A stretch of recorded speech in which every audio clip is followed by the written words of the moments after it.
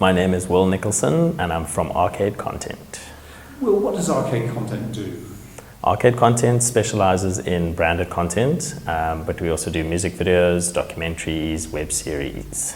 And what is branded content? Branded content is a divergence from traditional forms of advertising, which used to mostly take the form of a TV commercial. We're in a stage now where content can be as long or as short as it needs to be and can come in the form of a series, of a film, of a music video, and all of this is funded by clients to promote their brand. And it can appear on different platforms? That's right, yeah. So give me an example of a piece of work that you've done in the branded content area. This year we did a piece of branded content called One Rand Family, which was sponsored by Sanlam, a financial institution. It was about a family in Johannesburg who had to spend a month using only 1 Rand coins, and it was a lesson in savings. The brief was to tackle savings in a very interesting way that we'd never seen before, and this was the result.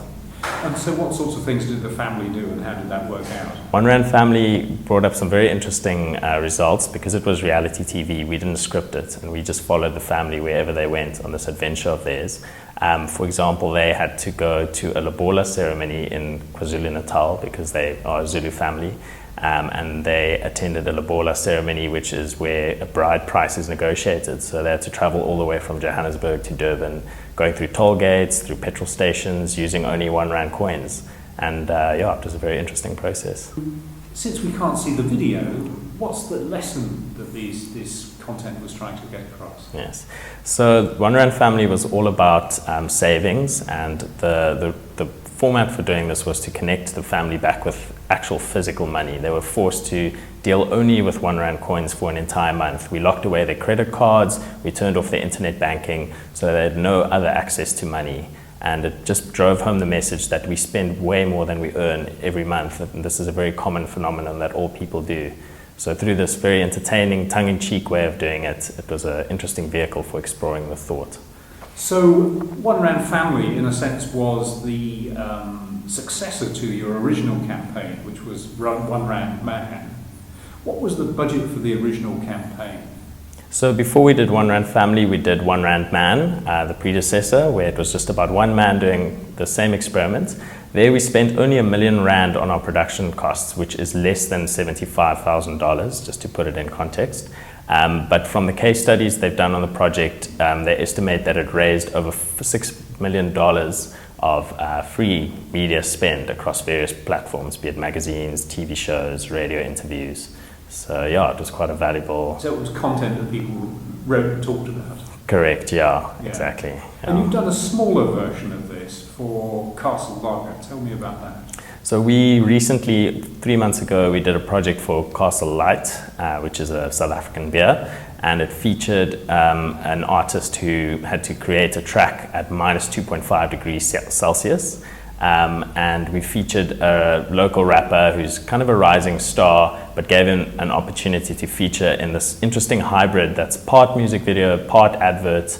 And it was an interesting experiment because it showed that brands and musicians can work together in a way that doesn't compromise either. And he'd not done a video before, had he? He hadn't really done, he'd done very low budget videos himself. So this was the first time that an artist of his caliber could access such a big budget and promote himself alongside the brand. The track was specific for the advertisement? Exactly. The brand funded the writing and the production of the track as well as the music video. So it was a beautiful synergy between the artist and the brand. And he subsequently performed the song? Yes, and subsequently he's gone on to perform this song. He played it as his opening track at Kopi, a large music festival in South Africa. And so he's clearly very proud of it and feels he gained value from it. And how many people saw the video clip on YouTube? It's sitting at around 250,000 views on YouTube at the moment, and those are not paid for views. That is purely from people who want to go watch it. Yeah. So they're paying attention? They're paying attention, in a way that they might not be. That they might not normally do, yes, that's right, yeah. And I think it's a big part of our company philosophy that we're trying to diverge from where brands would traditionally buy media ad space and force people to watch content. We're trying to do the opposite. We're trying to persuade brands to help us make content that is interesting and entertaining, that people want to watch, that people want to share and want to have conversations around. And what's the attitude of the brands and the advertising agencies? We feel in general everyone is really excited about branded content. We feel it's the new frontier of advertising, exactly because it transcends advertising to an extent. It's as much entertainment as it is advertising. So we feel everyone's excited about it. It is kind of the Wild West, people still trying to figure out how it works, what exactly it is, but we hope to be forerunners in finding that happy marriage between the two.